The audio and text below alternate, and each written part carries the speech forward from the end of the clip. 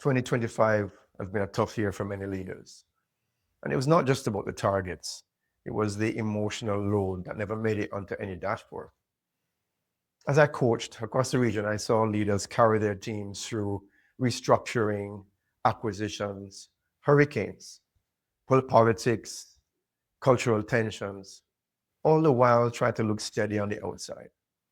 But the real pressure was internal. The inner critic got louder. That voice that says, do I really belong here? And for many leaders, that shaped every decision throughout the year. I saw leaders absorb pressure their teams never felt. Stepping back into the weeds sometimes because letting go felt risky. And carrying emotional burdens that weren't theirs to carry. And I'll be honest, I wasn't outside of the story as well. In my last role, we were driving culture forward, resetting expectations, rebuilding trust, and pushing for performance in a challenging environment. And for sure, there were days I felt the weight too. And I had to remind myself to slow down and stay anchored and not let myself react from the pressure. So here's what I learned from 2025, and many leaders too. We didn't get drained from the workload.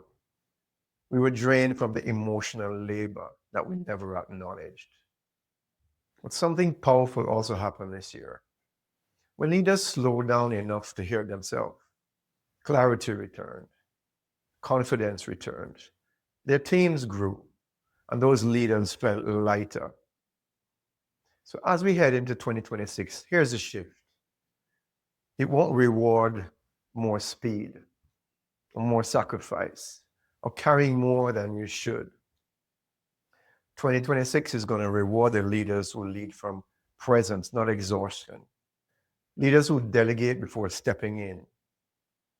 Leaders who create time to think, not just react. And leaders who upgrade their internal operating system before touching strategy. 2025 was about carrying.